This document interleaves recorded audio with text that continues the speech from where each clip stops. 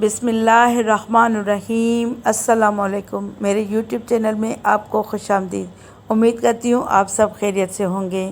آج کی ویڈیو میں آپ کو وراثت کے بارے میں نبی کریم صلی اللہ علیہ وسلم کی حدیث بتاؤں گی۔ وارثوں کے لیے نہیں، اپنے لیے کچھ جمع کر لیجئے۔ سیدنا عبداللہ بن مسعود رضی اللہ تعالیٰ عنہ بیان کرتے ہیں کہ نبی کریم صلی اللہ علیہ وآلہ وسلم نے فرمایا، تم میں کون ہے جسے اپنے مال سے زیادہ اپنے وارثوں کا مال پیارا ہو؟